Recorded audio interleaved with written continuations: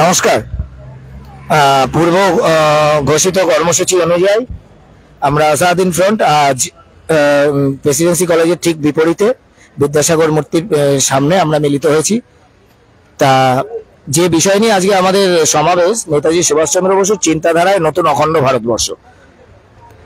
আমরা ইতিমধ্যে এটুকু দেখতে পাচ্ছি যে আসন্ন লোকসভা নির্বাচনের প্রাক্কালে এসে আমরা উপস্থিত হয়েছি।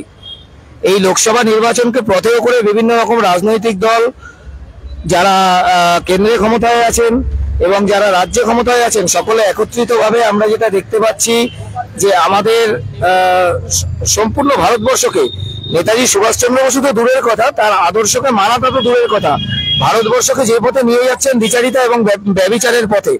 ধর্মের ভিত্তিতে ভারত ভাগ করার পর থেকেই এই সমস্যা সমাধান সূত্র কেউ বার করতে পারেননি।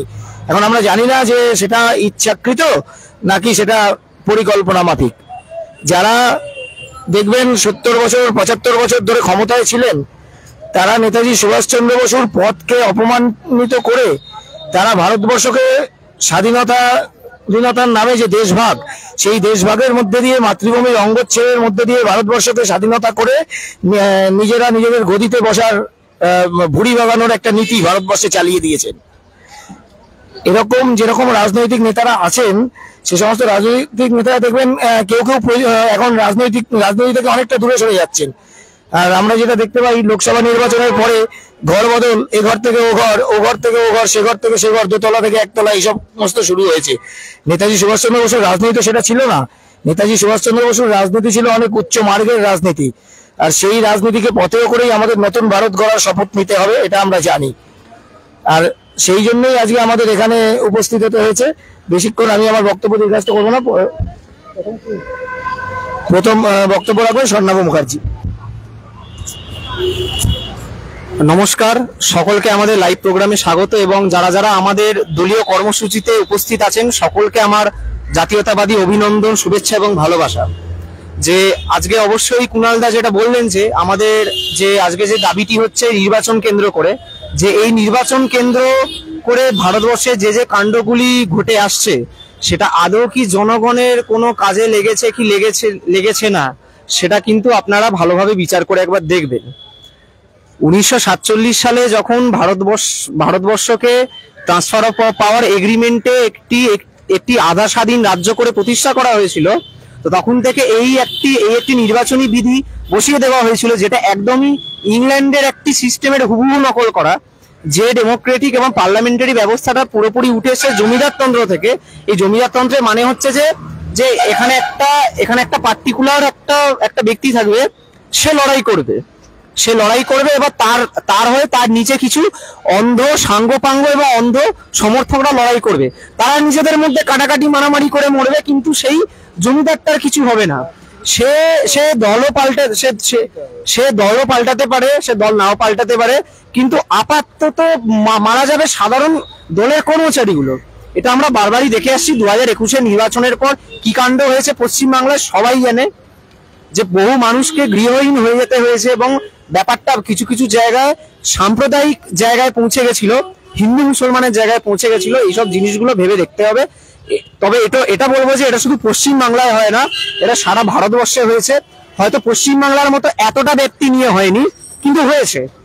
তো এখানে আমাদের মোদ্দা কথা একটাই বলা হয়েছে যে এই যে নির্বাচনী প্রক্রিয়াগুলো হয়েছে এটার উপর যথেষ্ট প্রশ্নচিহ্ন পড়ে যাচ্ছে।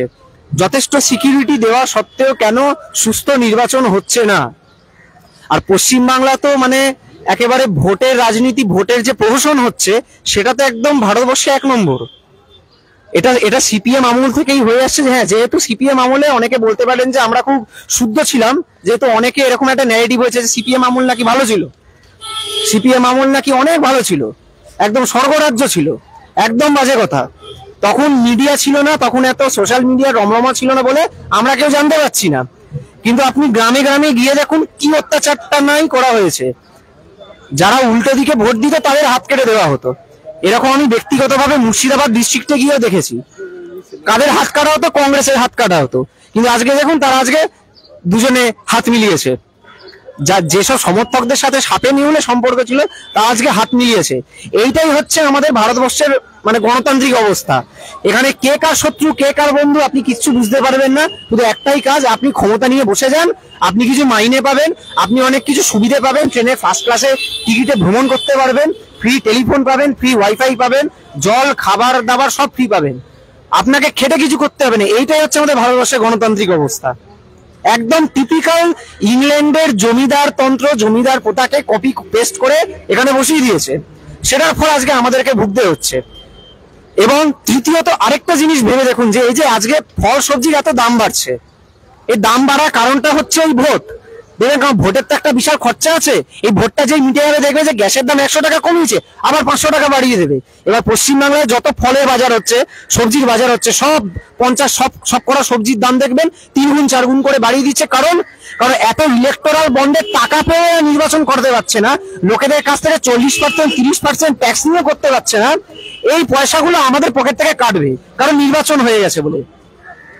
ওই জন্য এগুলো আপনাদের ভেবে দেখা উচিত, প্রত্যেক মানুষদের ভেবে দেখা উচিত, ভেবে দেখে এটা নিয়ে প্রতিবাদ করা উচিত যে আমাদের পকেট কেটে আমাদের গণতন্ত্রের নামে আমাদেরই অধিকারকে ঘুরপথে খর্ব করে কেন তারা ওইভাবে ফুর্তি করবে। প্রায় 530 খানা এমপি এমএলএ ইলেক্ট হবে, তারা আমাদের টাকায় কেন ফুর্তি করবে? সেটা এনি পার্টি হোক, যে কোনো দলেরই হোক। আমরা অস্বীকার করছি না, এখানেই লেখা আছে যে আমরা একটি রাজনৈতিক দল, কিন্তু অবশ্য আমাদের রাজনৈতিক ভাবনা চিন্তা, রাজনৈতিক বিচারধারা অনেক আলাদা, অনেকটাই আলাদা এইসব বাজে দলতন্ত্রের থেকে। এবং আজ পর্যন্ত একটা জিনিস ভেবে দেখুন, এই যে বারবার এই যে দল আসছে যাচ্ছে পশ্চিমবাংলা থেকে, 30 বছর কেউ 10 বছর কেউ 5 বছর শাসন করছে, আমাদের বাঙালি হিন্দুদের সার্বিক উন্নতি কোথায় হয়েছে? জানি বাঙালি হিন্দু টানটা আমাকে ইউজ করতে হচ্ছে, কারণ এই বিশেষ জাতিগোষ্ঠীটাই সাংঘাতিকভাবে অবহেলিত। কারণ আমরা তো ভোট ব্যাংকও নই, আমরা কারুর কোনো সুবিধাও আজ পর্যন্ত করতে পারিনি। ওই জন্য আমাদেরকে নিয়ে বিশেষ কেউ ভাবে না। সরকারের মূল আকর্ষণের কেন্দ্র হচ্ছে যে ওই সংখ্যালঘু মুসলিম ভোট ব্যাংক, নয়তো আমি আদিবাসীটাকে সরিয়ে দিচ্ছি, কারণ আদিবাসী নিয়েও ভাবা হয় না। আর নয়তো যারা বাইরে থেকে যেসব অবাঙালিরা এসে এখানে থাকছে, তারা সেটা ব্যবসা সূত্রে হোক, যে সূত্রে হোক, তাদেরকে অয়েলিং করে করে আমি আমার ভোট ব্যাংকটাকে জিইয়ে রাখবো। এবং বাঙালি হিন্দু বসে বসে মার খাবে, আমরা চাকরি পাবো না, আমরা পড়াশুনো করেও রাস্তায় ফেরা করে ঘুরে বেড়াবো, আমরা না ব্যবসা করতে পারবো, না আমাদের কোনো সামাজিক সুরক্ষা থাকবে, না আমাদের ভাষা নিয়ে কোনো অধিকার আছে। এবং জানি এই বাঙালি দাবি নিয়ে অনেক সংগঠন লড়াই করে, কিন্তু সেসব সংগঠনের লড়াই করার পেছনে অনেক গভীর ষড়যন্ত্র আছে, সেইগুলোকে ভেবে দেখতে হবে।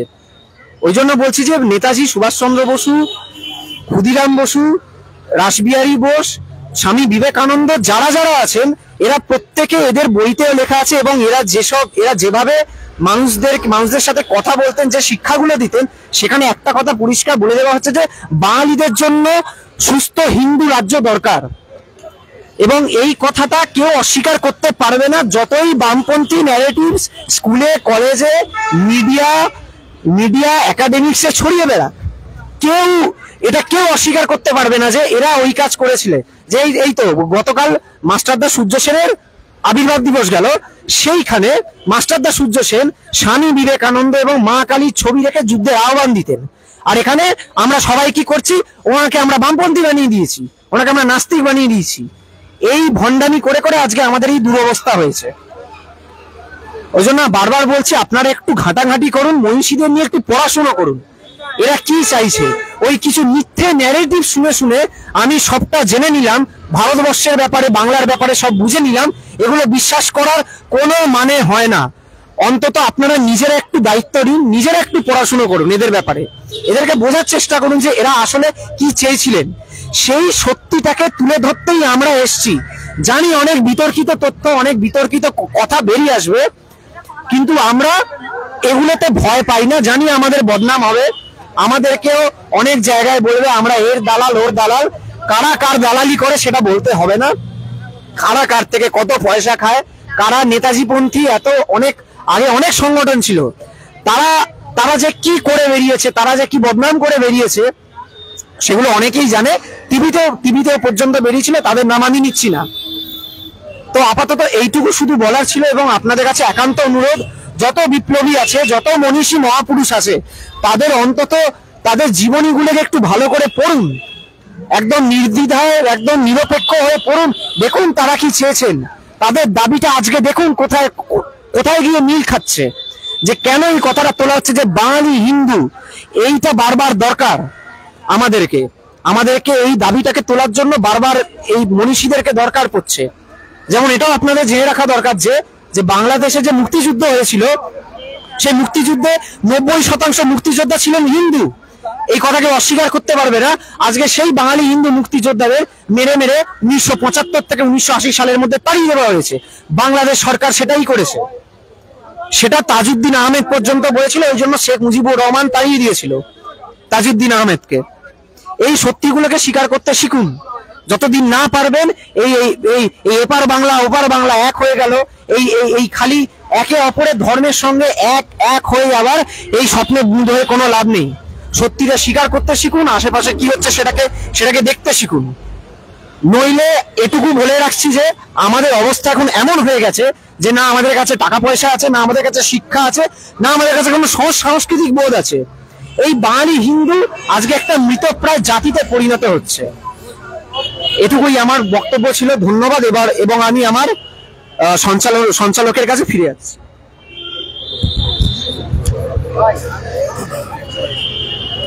সুদীপ পাল তো এবার বক্তব্য রাখবেন। সুদীপ পাল।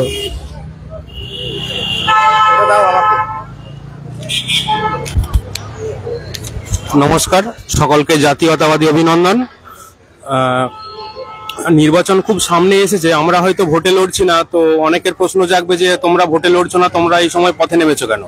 তো আমার বক্তব্য হচ্ছে, এই সামনে যে নির্বাচন, সেই সামনে নির্বাচনে আমরা ভেবেচিন্তে আপনাদেরকে একটু ভাবার কথা বলবো। যে এতদিন ধরে দেখছেন দল বদল হচ্ছে,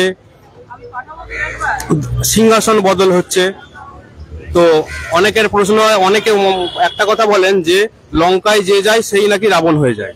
তো আমরা আজকে ভোটে লড়ছি না, তো ভোটে যেদিন লড়বো আপনাদেরকে কথা দিয়ে যাচ্ছি, আমরা ওই লঙ্কাটাও বদলে ফেলবো আর সিংহাসনটাও বদলে ফেলবো। সিংহাসনটাই থাকবে না, তাহলে লঙ্কায় গেলে রাবণ হওয়ার প্রশ্নটাও থাকবে না। তো এটা আপনাদেরকে আমরা কথা দিয়ে যাচ্ছি। তো এবার যাই হোক, তো বর্তমান পশ্চিমবঙ্গের পরিস্থিতিটা খুব অত্যন্ত ভয়ানক। ভোটটা যদিও লোকসভা ভোট, মানে সেন্ট্রাল গভর্নমেন্টের ভোট, গভর্নমেন্ট নয় কিন্তু, হ্যাঁ এটা মাথায় রাখবেন, গভর্নমেন্ট নয়, গভর্নমেন্ট। তো যাই হোক, তো এই গভর্নমেন্টের নির্বাচনের যে ভোটটা, বিগত বেশ কয়েক দশক ধরে একটা সরকার ক্ষমতায় ছিল, তারা দেশটাকে ভাগ করেছে, স্বাধীনতার সঙ্গে কি বলবো আপোষ করেছে। যে পূর্ণ স্বাধীনতা, যে পূর্ণ স্বরাজের দাবি হয়েছিল লাহোর অধিবেশনে, সেইটাকে নাস্যাৎ করে দিয়ে ঔপনিবেশিক একটা শাসন ব্যবস্থার মাধ্যমে চালিত হয়ে একটা অর্ধ স্বাধীনতা লাভ করে আমাদের দেশ মাতাকে খণ্ডিত করে দেশটা তিনটে টুকরো হয়েছে। দেশটা তিনটে টুকরো হয়ে আজকে এই আপোষের মাধ্যমে আজকে আমরা আজও বহুদিন সেই ইংরেজদের তল্পিবাহক হিসাবে বহন করে চলেছি। প্রথমে ইংরেজদের তল্পিবাহক ছিলাম, তারপর কংগ্রেসের তল্পিবাহক হয়েছি। এখন সরকারের কিছুটা, বর্তমান যে কেন্দ্রীয় সরকার, তার মতিগতি কিছুটা আলাদা, কিন্তু কিছুটা আলাদা হলেও এরা ঘুরিয়ে ফিরিয়ে প্রায় একই দিকে চলেছে। কারণ আমাদের যে স্বাধীনতার পূর্ববর্তী যেসব স্বাধীনতা সংগ্রামী, যারা দেশের জন্য আত্মবলিদান করেছেন, দিনের পর দিন জেলে সময় কাটিয়েছেন, নিজেদেরকে জীবন উৎসর্গ করে দিয়েছেন, তাদের যে সেই স্বপ্ন পূরণ করার জন্য যে ভারতবর্ষ গঠনের স্বপ্ন দেখেছিলেন, যে দেশমাতার স্বপ্ন দেখেছিলেন, দেশটাকে যেভাবে এগিয়ে নিয়ে যাওয়ার স্বপ্ন দেখেছিলেন, সেই স্বপ্ন কিন্তু পূরণ হয়নি। সেই স্বপ্ন আজও অধরা রয়ে গেছে, এবং সেই স্বপ্নগুলো পূরণ করার চেষ্টাও কিন্তু কেউ করেনি। সেই স্বপ্নগুলো পূরণ করার বদলে সবাই যে যার আখের গুছিয়েছে, যে যার নিজের কথা ভেবেছে। তো এই জিনিসগুলো কিন্তু দীর্ঘদিন ধরে চলতে পারে না। তো এই জিনিসগুলো বদলানোর জন্য আজকে না বদলানোর জন্য সেই পূর্বতন সমস্ত পরিকাঠামো সেগুলো রেখে দেওয়ার জন্য তার উপরে তালি মেরে কাজ চালানোর জন্য আজকের এই বর্তমান ভারতবর্ষ তথা পশ্চিমবঙ্গের এই অবস্থা। তো এই অবস্থা থেকে আমাদেরকে ক্রমশ বেরিয়ে আসতেই হবে। তো এই অবস্থা থেকে বেরিয়ে আসতে গেলে আমাদেরকে আমাদের যারা পূর্ব স্বাধীনতা সংগ্রামী তাদের আমার সহকর্মী এবং সহযোদ্ধা স্বর্ণাভ একটা কথা বলে গেল যে তাদেরকে বুঝুন, বিবেকানন্দ এবং স্বামী বিবেকানন্দ, নেতাজি সুভাষচন্দ্র বসু, মাস্টারদা সূর্য সেন, ভগৎ সিং, এদেরকে বুঝুন, এদেরকে আগে বোঝার চেষ্টা করুন, এদের লেখা পড়ুন, এদের জীবনী পড়ুন, এরা জীবনকে কিভাবে অতিবাহিত করেছেন, নিজের জীবনকে কিভাবে চালিত করেছেন সেইগুলোকে বুঝুন। বুঝে তারপর আপনারা পা ফেলবেন, তারপর আপনারা ভোট দিতে যাবেন। ভোট দিতে যাওয়ার আগে একটা জিনিস জেনে রাখবেন, খাল কেটে কুমির আনা যায় কিন্তু খাল কেটে কুমির তাড়ানো যায় না। কুমির তাড়াতে গেলে কিন্তু খুব অত্যন্ত ভয়ানক কাজ। ঠিক আছে, শুনেছেন কখনো কেউ খাল কেটে কুমির তাড়িয়েছে? তো লোকে শুনেছে খাল কেটে কুমির আনা যায়। তো কুমিরটা এনেছেন, পশ্চিমবঙ্গে কুমির এনেছেন, তারা প্রত্যেক বছর ভোটের আগে তার মায়া কান্না দেখছেন, কখনো মাথা ফাটছে, কখনো পা ভেঙে যাচ্ছে, এসব দেখছেন। এসব এইভাবেই ভোট বৈতরণী পার হবে, আর একটার পর একটা কোনো কিছু অঘটন ঘটাবে। আর কি হবে, সেন্ট্রাল গভর্নমেন্টেরও একটা ব্যাপার আছে, তারা কি করবে না, ভোটের আগে কিছু একটা করে চমক দেবে প্রত্যেকবার। এই চমক দিয়ে ভোট বৈতরণী পার হবে। কিন্তু যে মানুষটা নিজের সারাটা জীবন উৎসর্গ করে গেল, নিজের সমস্ত পরিবারকে ত্যাগ করে, সমস্ত কিছু ত্যাগ করে দেশের বাইরে পর্যন্ত দেশটাকে স্বাধীন করার জন্য দেশটাকে স্বাধীন করার জন্য নিজের সমস্ত কিছু বিলিয়ে দিয়ে বিশ্বের এ প্রান্ত থেকে ও প্রান্ত পর্যন্ত ছুটে বেরিয়ে গেল, যে মানুষটা স্বাধীন পূর্ণ অখণ্ড ভারতের স্বপ্ন দেখেছিল, তার সেই স্বপ্নটা কিন্তু সফল করতে কেউ এগিয়ে এলো না। উপরন্ত তাকে দেশে ঢুকতে দেওয়া হলো না। আমাদের দেশের পূর্বতন প্রথম তথাকথিত প্রথম, যদিও তিনি প্রথম প্রধানমন্ত্রী নন, বর্তমান আমাদের দেশের প্রধানমন্ত্রী স্বীকার করে নিয়েছেন। তো ভারতের প্রথম প্রধানমন্ত্রী হলেন সুভাষচন্দ্র বসু, যেটা 11টা বিদেশি সরকার তার সমর্থন জানিয়েছিলেন। তো সেই জওহরলাল নেহেরু প্রথম বলেছিলেন যে আজাদ হিন্দ বাহিনী যদি ভারতবর্ষের ক্ষমতা দখল করতে আসে বা এগিয়ে আসে, তাহলে প্রথম আমি হব সেই প্রথম ব্যক্তি যে তলোয়ার হাতে দাঁড়িয়ে থাকবে। জীবনে কোনোদিন তলোয়ার হাতে দাঁড়িয়েছেন কিনা, তলোয়ারটা ধরে দেখেছেন কিনা, সেটা বিষয় সে নিয়ে আমার সন্দেহ আছে। তো যাই হোক, এনারা সবাই প্রত্যেকে ব্যারিস্টারি পাস করেছেন, কিভাবে পাস করেছেন, কোথা থেকে পাস করেছেন কেউ জানে না। ঠিক আছে, জীবনে কোনোদিন দেখেছেন পণ্ডিত জওহরলাল নেহেরু উনি কোথাও ওকালতি করেছেন কোনো কোর্টে? কোনোদিন প্র্যাকটিস করেছেন? বোধহয় মনে হয় না করেছেন বলে, তার কোনো প্রমাণ বোধহয় ইতিহাস রাখেনি, ইতিহাসে পাবেন না। মহাত্মা গান্ধীও তাই। তো যাই হোক, এদেরকে নিয়ে ব্যক্তিগত কুৎসা রটানোর কোনো রকম ইচ্ছা আমার নেই। তো এই ব্যাপারগুলো একটু ভেবে দেখা দরকার যে আমরা কোথায় পরবর্তী 5 বছর আমরা কাদের হাতে ভবিষ্যৎটা তুলে দেব। কারণ আজকে একটা জিনিস জেনে রাখবেন যে ভগবান শ্রীকৃষ্ণ ভাগবত গীতাতে বলেছেন যে আজকের বর্তমান কর্মটা কিন্তু নিজের ভবিষ্যৎটা নির্ধারণ করে দেবে। তাই ভবিষ্যৎ দ্রষ্টা এটা জ্যোতিষ বা অন্য কোনো কিছু সেরকম কিন্তু কোনো ব্যাপার নয়। আজকের বর্তমানটা যারা ভালো করে বুঝবে, যদি বর্তমান ভালো করে বোঝা যায়, ভবিষ্যৎটা ভালো করে দেখা যাবে। তাই নিজের স্বার্থগুলো, সামান্য ক্ষুদ্র স্বার্থগুলো ত্যাগ করুন, দেশের কথা ভাবুন, রাজ্যের কথা ভাবুন, নিজের সন্তানের কথা ভাবুন, নিজের ভবিষ্যতের কথা ভাবুন। তো এই ভবিষ্যতের কথা ভেবে বর্তমান পরিস্থিতিটাকে বুঝে তারপরে আঙুলটা নিয়ে গিয়ে বোতামে টিপবেন। ঠিক আছে, এটা ভাববেন। আর এই সমস্ত পরিস্থিতি নতুন করে বলার কিছু নেই। আমাদের দেশে কি হচ্ছে, আমাদের রাজ্যে কি হচ্ছে, একটা দল থেকে আর একটা দল পরিবর্তন, মানে একটা চরমতম রাজনৈতিক পরিস্থিতির একটা মানে কলুষিত একটা কি বলবো, বলার কোনো ভাষা খুঁজে পাচ্ছি না। এমন একটা জিনিসের চরম পর্যায়ে পৌঁছে গেছে, যেটা একটা বিষাক্ত রাজনীতি চলছে।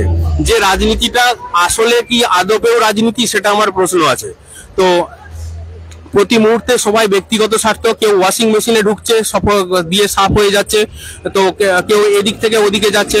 তো আমাদের মুখ্যমন্ত্রী মনে হয় এই দিকগুলো ভেবেই লিখেছিলেন, সেই বিখ্যাত একটা কবিতা লিখেছিলেন বঙ্গ সাহিত্য একাডেমি পুরস্কার পেয়েছিলেন বোধহয় ওই কবিতাটার জন্য। যা ওই কবিতাটার জন্য কিনা জানি না, তবে ওই কবিতাটা প্রকাশ হয়েছিল, এপাং ওপাং ঝপাং নাকি কবিতাটার নাম। তো যাই হোক, তো এই শুধুমাত্র এই ভোট এলেই দেখা যাবে, আপনারা নিজেরা দেখতে পাবেন, এপাং হচ্ছে, ওপাং হচ্ছে, আবার ঝপাংও হচ্ছে। মানে ঝপাং মানে জেলে যাওয়ার ব্যাপারটা আর কি, মানে এপাং ওপাঙে দুদিকে কোনো ধাক্কা খেলে কোথাও স্থান পেলো না মানে জেলে চলে গেল আর কি। মানে যেদিকেও তোমাকে স্থান বানিয়ে দিতে হবে, আর যদি স্থান বানিয়ে নিতে পারো তাহলে তো ড্যাং ড্যাং হয়েই যাচ্ছে। মানে আমরা সবাই ড্যাং ড্যাং লিখেইছিলেন। তো ওনার এই লেখাটা আমার কিন্তু খুব ভালো লেগেছে। বাকি লেখাগুলো কি লিখেছেন সেটা জানি না, আমার বোধগম্যের বাইরে। উনি লিখতে পারেন, সেটা শিল্পকর্ম, উনি সাহিত্যিক, উনি পুরস্কার পেয়েছেন, মানে সেটা হয়তো সবার মাথার মধ্যে নাও ঢুকতে পারে। তো সে নিয়ে আর বেশি কথা বাড়িয়ে লাভ নেই। তো আপনারা এই জিনিসগুলো, বর্তমান পরিস্থিতিটাকে ভালো করে ভাবুন, আর এই পরিস্থিতিগুলো ভাবনার সময় এসেছে। আর আপনারা কয়েকটা শক্তি মাথা ছাড়া দিয়ে উঠছে, বাম বলুন বা অতি বাম বলুন, এরা ক্রমশ এগিয়ে আসছে। এরা যাকে খুশি নিজেদের বলে দাগিয়ে দেওয়ার চেষ্টা করছে, যাকে খুশি নিজেদের দলে টানছে, এবং দলে টেনে একটা নতুন ভাবে মানে মানুষকে আবার ভুল বোঝানোর চেষ্টা চালিয়ে যাচ্ছে। আচ্ছা, এই যে কমিউনিস্ট পার্টি, এরা 34 বছর আমাদের পশ্চিমবঙ্গ শাসন করেছে। তো শাসন করে তারা কি মানে কাজ করেছে, নিশ্চয়ই কাজ করেছে, সেটা অস্বীকার করে লাভ নেই, কিন্তু কাজ করেছে। কিন্তু কাজ করলেও কি সেই নতুন কিছু দিশা দেখাতে পেরেছিল তারা? এই বেকার সমস্যা, এই যে পশ্চিমবঙ্গের বর্তমান সমাজে যা যা সমস্যা আছে, সেই সমস্যাগুলো কি তারা 34 বছরেও কোন রকম কোনো দিশা দেখাতে পেরেছে? সমস্যার সমাধান দূরস্থ, কোনো নতুন দিশা দেখাতে পেরেছে? এই সমাজটাকে পরিবর্তন করার কোনো দিশা দেখাতে পেরেছে? মনে হয় না পেরেছে বলে। তো শুধুমাত্র আমাদের পশ্চিমবঙ্গ নয়, তারা আরো ভারতবর্ষের দুটি রাজ্যে ক্ষমতাসীন ছিল, ত্রিপুরা এবং কেরালা। তো সেখানকার পরিস্থিতিগুলো একবার দেখুন, সেখানে পরিস্থিতিতেও তাই। এই পার্টিটা 1920 সালে প্রতিষ্ঠা হয়েছে, 100 বছর পর তারা বিপ্লব করতে পারেনি। তারা মুখে বিপ্লবের বার্তা নিয়ে ঘুরে বেড়ায়। তো 100 বছর ধরেও তারা যখন বিপ্লব করতে পারেনি, তারা এখন কি করছে? তারা লোকের নামে দুর্নাম করছে। তো নেতাজি সুভাষচন্দ্র বসুকে কি বলেছে সেটা নিয়ে বারবার কথা বলবো না। তো এরা এখন নতুন একটা পলিসি নিয়েছে, একে তাকে বামপন্থী চিন্তাধারা যুক্ত বা এই বামপন্থী ছিল এইরকম করে ভাবতো, যেমন মাস্টারদা, সূর্য সেন, ভগৎ সিং। তো এই জিনিসগুলোকে এরা নিজেদের দিকে একটু টেনে পাবলিক সিম্প্যাথি পাওয়ার একটা চেষ্টা করছে। তো এদের এই অপচেষ্টা কোনোদিনই সফল হবে না। তো কারণ তারা যদি সফল হওয়ার হতো তাহলে অনেক আগেই সফল হতো। কারণ এরা 100 বছরেও যখন সফল হতে পারেনি, দেশে বিন্দুমাত্র সংগঠন করতে পারেনি, কয়েকটা রাজ্যের বাইরে এগোতে পারেনি, তাই এরা কুপমন্ডুকতার মানে সেই কূপেতেই আবদ্ধ হয়েই এরা থাকবে। কারণ এরা এই দুটো জিনিস বোঝে, কমিউনিস্ট ম্যানিফেস্টো আর দাস ক্যাপিটাল। এই দুটো বইয়ের বাইরে এদের এই দুটোই জগৎ। আর ওই একটা কথা বলতে গেলে, ওই চীনের রাজা আমার রাজা, আর ওই আমার নাম তোমার নাম বাবার নাম ভিয়েতনাম, নিজেদের বাবার নামগুলো ভিয়েতনাম বানিয়ে ফেলেছে। তো এই রাশিয়া, কিউবা, চায়না আর হচ্ছে ভিয়েতনাম, এই কটা দেশ ছাড়া তারা কিছু বোঝেই না। ওদের দেশে সব থেকে বড় কথা, আমার একবার সৌভাগ্য হয়েছিল, সৌভাগ্য না দুর্ভাগ্য সেটা পরের কথা, তোদের পার্টি অফিসে একবার ঢুকেছিলাম। তো একটা ছবিও কিন্তু আমাদের দেশীয় নেতাদের, মানে দেশের স্বাধীনতা সংগ্রামী বা বলুন বা কিছু, তাদের কিন্তু একটা দেশের মানুষ নেই, ঠিক আছে? তো এরা বিদেশিদেরকে পুজো করে। তো এরা ধর্মকে আফিং বলে, অথচ দেশের মানুষকে বোঝে না। দেশের মানুষ যেখানে স্থান পায় না, তারা বিদেশের মানুষকে পুজো করে। তারা কতটুকু দেশ সেবা করবে? তো সেটা বিষয়ে আমার সন্দেহ আছে। দেশের কথা কতটা ভাববে সে নিয়ে আমার সন্দেহ আছে। ওরা বিদেশ নিয়ে লাফালাফি করতে পারে, বিদেশে কোনো কিছু হলে এখানে কলকাতাতে পথসভা করে, রাস্তায় মিছিল বেরোয়, আর ঘরের পাশে কোনো কিছু ঘটলে সেটা নিয়ে মুখ চুপচাপ থাকে। তো যাই হোক, তো এ নিয়ে আর কথা বাড়িয়ে লাভ নেই। তো আমার শেষ বক্তব্য হচ্ছে, মানে একটা কথাই বলবো, যে আপনারা ভেবে দেখবেন, নিজেদেরকে আপনাদের ভাবার সময় হয়ে এসেছে। তো খাল কেটে আবার কুমির ঢোকাবেন না, নতুন করে কুমিরের বাচ্চাও ঢোকাবেন না, ঠিক আছে? তো ভোটটা চিন্তা ভাবনা করে দেবেন, সঠিক জায়গায় দেবেন, দরকার হলে নোটাতে ভোট দেবেন, কিন্তু আর বাকিটা বলবো না। আপনারা বুদ্ধিমান মানুষ, চিন্তা ভাবনা করবেন। তো ভোটটা নিজেরা আপনারা একটু ভেবে চিনতে দেবেন, এটাই বলার আর কি। যাই হোক, আর বক্তব্য দীর্ঘায়িত করবো না, এই বলে আমি আমার বক্তব্য শেষ করছি। নমস্কার, জয় হিন্দ, বন্দে মাতারাম, নেতাজি সুভাষচন্দ্র বসু জিন্দাবাদ, আজাদ হিন্দ ফ্রন্ট জিন্দাবাদ। এবার বক্তব্য রাখবেন ভাতৃপ্রতিম সংগঠন পথের দাবির প্রতিষ্ঠাতা অর্ক ব্যানার্জি।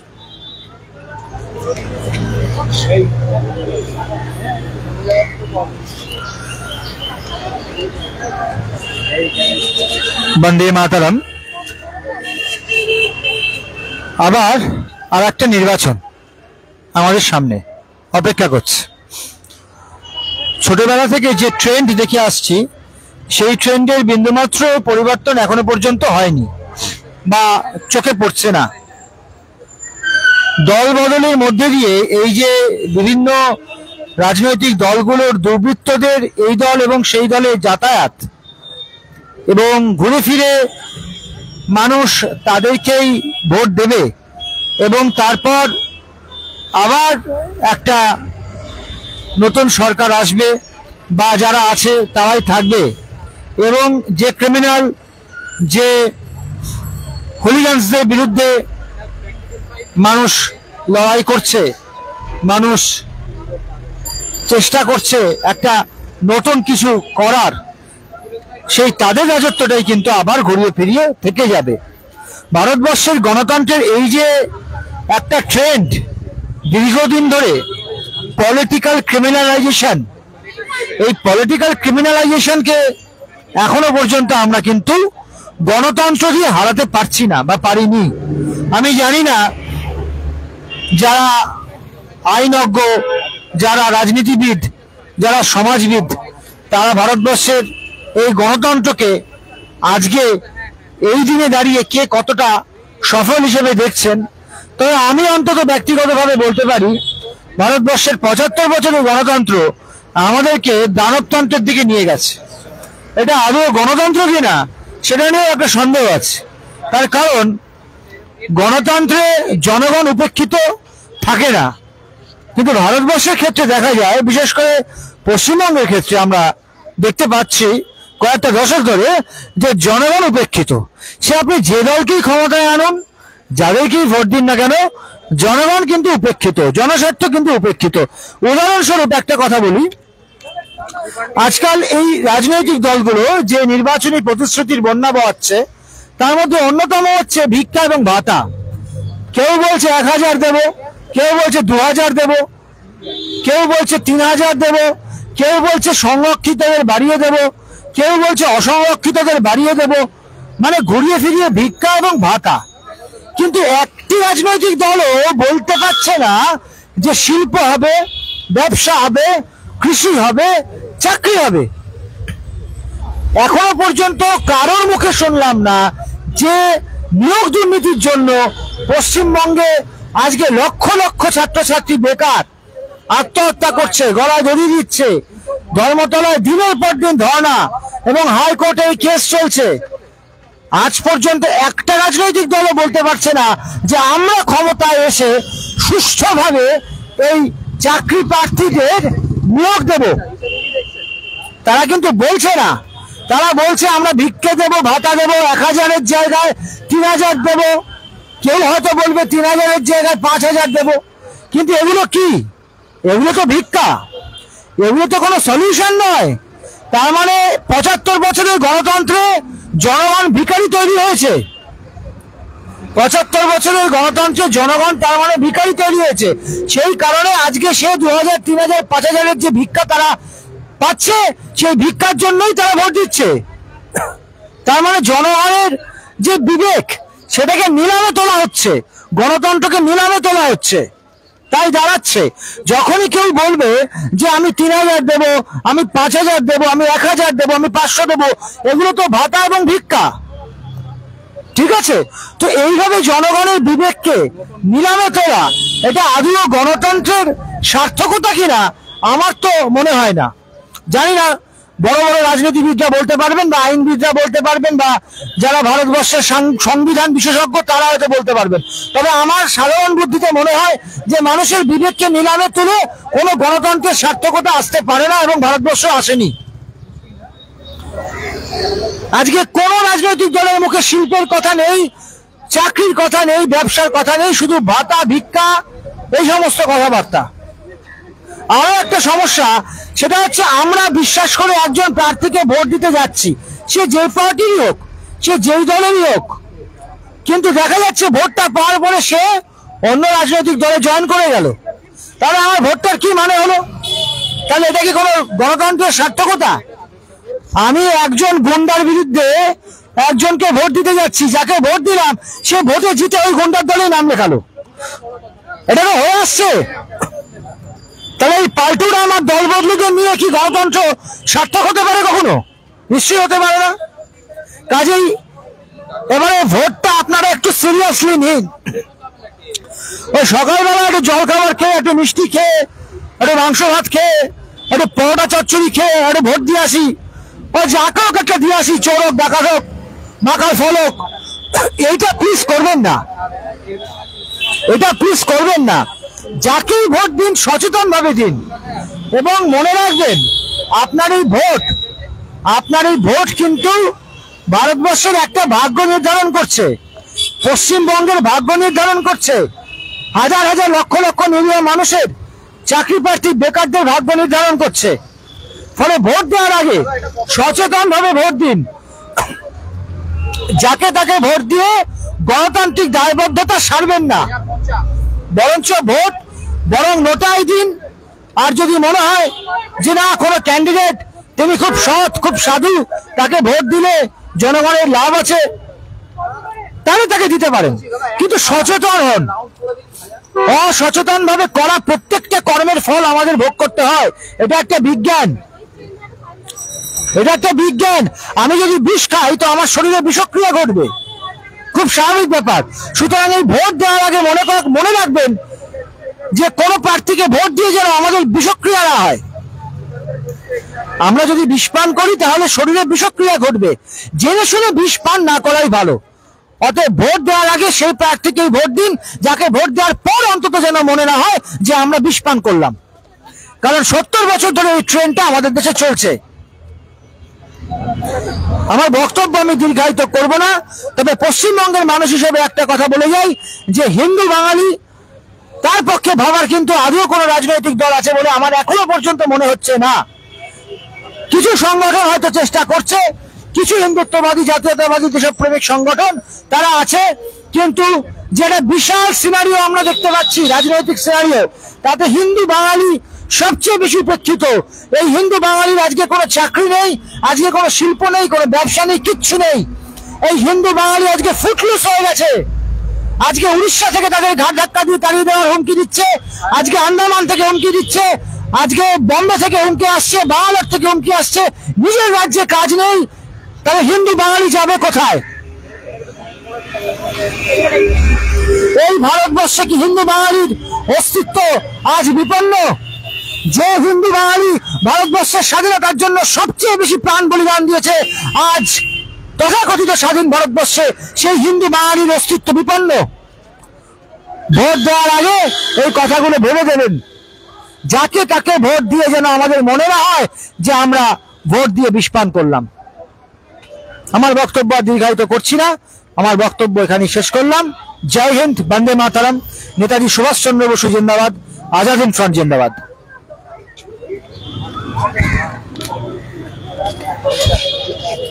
এবার বক্তব্য রাখবেন ফ্রন্ট সভাপতি দীপায়ন পাল।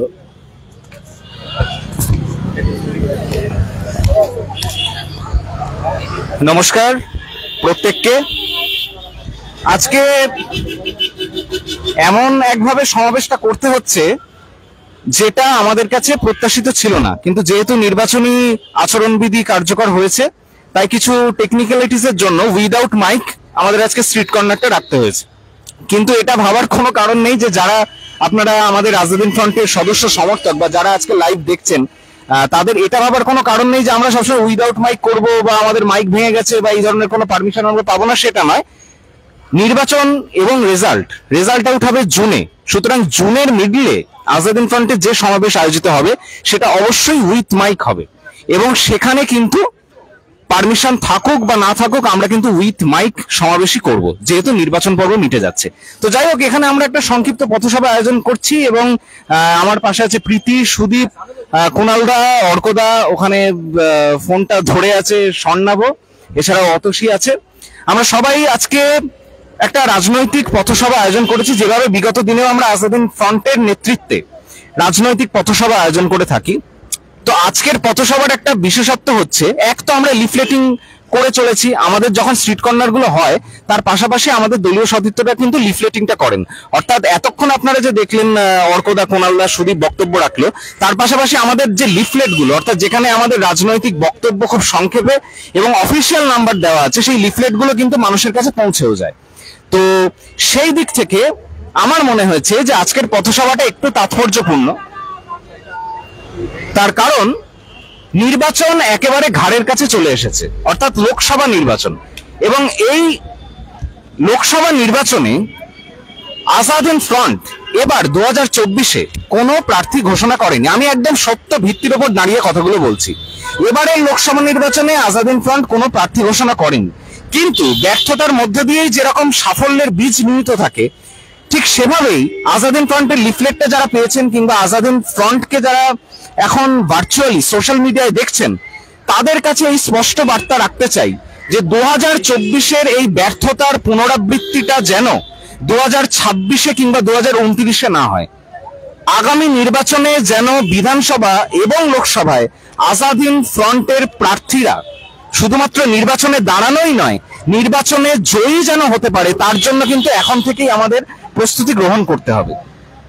তার কারণ এক একটা লোকসভা নির্বাচন চলে আসবে আর তৃণমূল, বিজেপি, আম আদমি পার্টি কিংবা সমাজবাদী পার্টির মতো এই জাতীয় দলগুলো লুটে পুটে খাবে এবং একজন চোর বসবে ট্রেজারি বেঞ্চে, আরেকজন চোর বসবে বিরোধী আসনে।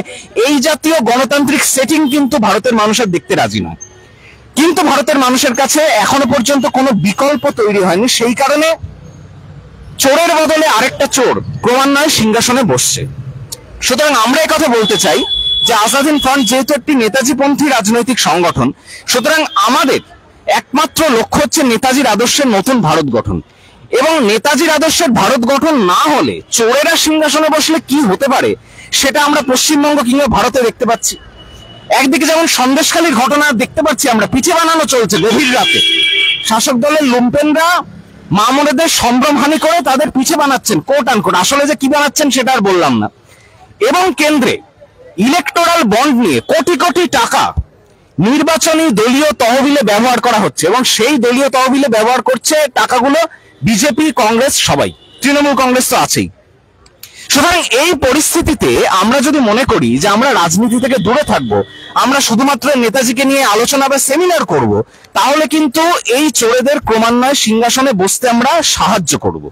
সুতরাং এর পরিবর্তে যদি নতুন ভারত গঠন করতে হয়, যদি দুর্নীতিটাকে ভারতবর্ষের অভিধান থেকে মুছে দিতে হয়, তাহলে এমন একটা দলের ক্ষমতায় আসা উচিত যারা নেতাজি সুভাষচন্দ্র বসুর আদর্শে দীক্ষিত, যারা নেতাজির আদর্শকে ভারতে প্রতিষ্ঠা করতে চায়। এটা একদম সোজা কথা, এর ওপর ভারী ভারী তত্ত্ব কথা নেই। সুতরাং আজাদিন ফ্রন্টই একমাত্র আপনাদের কাছে রাজনৈতিক বিকল্প, যারা নেতাজির আদর্শে নতুন ভারত গঠন করতে চায়, যারা ভারতবর্ষের বুক থেকে দুর্নীতি তুলে দিতে চায়, যারা সন্দেশখালীর ঘটনাকে আর ঘটতে দিতে চায় না, কিংবা যারা ইলেকটোরাল বন্ডের নামে কোটি কোটি টাকার দুর্নীতি বা ডাকাতিকে ভারতবর্ষের বুকে আর হতে দিতে চায় না। সুতরাং এই সামগ্রিক ইস্যুতে আমরা আজকে এই সংক্ষিপ্ত পথসভায় এই আহ্বান জানাচ্ছি যে আগামী দিনে যাতে সংসদীয় গণতান্ত্রিক ব্যবস্থায় আজাদিন ফ্রন্টের প্রতিনিধিরা সংসদে প্রবেশ করতে পারে, তার জন্য এখন থেকেই প্রত্যেকে প্রতিজ্ঞাবদ্ধ হন এবং আজাদিন ফ্রন্টে সংযুক্ত হন। তার কারণ আজাদিন ফ্রন্টে আপনারা সরাসরি সংযুক্ত হলে এবং যদি আপনারা সংযুক্ত হওয়ার পর সক্রিয়তা দেখান, তাহলে কিন্তু আজাদিন ফ্রন্টের নেতৃত্বে আপনারাও আসীন হতে পারেন। আজাদিন ফ্রন্ট তৃণমূল, বিজেপির মতো কোনো দল নয় যে যারা নেতৃত্বে আছে তারাই চিরকাল নেতৃত্বে থাকবে আর যারা কর্মী তাদেরকে ক্রমাগত এক্সপ্লয়েট করা হবে, শুধুমাত্র তারা পোস্টার, হোর্ডিং, ব্যানার এই সমস্ত মেরে যাবে আর নেতারা আরাম আয়েসে থাকবে, আরামকে দ্বারাই বসে। আজাদিন ফ্রন্ট সেটা বিশ্বাস করে না। আজাদিন ফ্রন্ট মনে করে যেই কর্ম প্রক্রিয়া দেখাবে, যার মধ্যে পোটেনশিয়ালিটি থাকবে নেতা হওয়ার, তাকে কিন্তু নেতৃত্বের আসনে তুলে নেওয়া হবে। সুতরাং আজকে এই সংক্ষিপ্ত বক্তব্যে এটাই আমি বলতে চাই যে আগামী নির্বাচনগুলোতে, সেটা 2026 বিধানসভা হোক কিংবা 2029 লোকসভা, আজাদিন ফ্রন্ট যাতে প্রার্থী দিতে পারে, আজাদিন ফ্রন্টের যাতে সেই সাংগঠনিক শক্তি বৃদ্ধি পায়, তার জন্য আপনারা প্রত্যেকে এগিয়ে আসুন। এবং আমাদের অফিসিয়াল নাম্বার আপনারা তো প্রত্যেকেই প্রত্যেক দিন ই কার্ডে পেয়ে থাকেন, এছাড়াও আমাদের লিফলেটে অফিসিয়াল নাম্বার দেওয়া আছে। অফিসিয়াল নাম্বারে ফোন করে সরাসরি আজাদিন ফ্রন্টে সংযুক্ত হন। সুতরাং আজাদিন ফ্রন্টে সংযুক্ত হওয়ার অর্থ 21 শতককে মুক্তির শতকে পরিণত করা এবং নেতাজির আদর্শে নতুন ভারত গঠন করা। এই বলেই আজকে আমার বক্তব্য পরিসমাপ্ত করছি এবং পরিশেষে আমার দলীয় সতীর্থদের একটু পাশে আসতে বলবো। স্বর্ণাবকে আসতে বলতে পারছি না, কারণ স্বর্ণাব ক্যামেরা ধরে আছে। শুধুমাত্র কিছু স্লোগান, হ্যাঁ হ্যাঁ যা খুশি। এবার তাহলে প্রীতি একটু স্বর্ণাব এগিয়ে আসুক। কিছু দেশাত্মবোধক স্লোগানিং এর মধ্যে দিয়ে আজকে আমাদের পথসভা পরিসমাপ্ত করব। জয় হিন্দ, জয় হিন্দ, জয় হিন্দ, জয় হিন্দ, বন্দে মাতরম, বন্দে মাতরম, বন্দে মাতরম। বন্দে মাতরম। নেতাজি সুভাষ চন্দ্র বসু জিন্দাবাদ, জিন্দাবাদ, জিন্দাবাদ, নেতাজি সুভাষ চন্দ্র বসু জিন্দাবাদ, জিন্দাবাদ, জিন্দাবাদ, ভগৎ সিং জিন্দাবাদ, জিন্দাবাদ, জিন্দাবাদ, রাজগুরু জিন্দাবাদ, জিন্দাবাদ, জিন্দাবাদ, বাঘাযতীন জিন্দাবাদ, জিন্দাবাদ, জিন্দাবাদ, সূর্য সেন জিন্দাবাদ, জিন্দাবাদ, জিন্দাবাদ, ভারতের সকল সশস্ত্র সংগ্রামী বিপ্লবী জিন্দাবাদ। জিন্দাবাদ, জিন্দাবাদ। প্রত্যেককে অনেক অনেক ধন্যবাদ। এবং আবারও বলছি, ভোট পর্ব মিটে যাওয়ার পরে জুনের মিডলে আজাদিন ফ্রন্টের সমাবেশ হবে। সেখানে কিন্তু একদম অফিসিয়ালি উইথ মাইক আমরা সমাবেশ অনুষ্ঠিত করব আরো বৃহৎ আকারে। সুতরাং তার আগে প্রত্যেকে আজাদিন ফ্রন্টে যারা সংযুক্ত হননি তারা সংযুক্ত হয়ে উঠুন এবং আগামী দিনে আমাদের সংগ্রামের শরিক হন। জয় হিন্দ, বন্দে মাতরম, নেতাজি সুভাষ চন্দ্র বসু জিন্দাবাদ, আজাদিন ফ্রন্ট জিন্দাবাদ।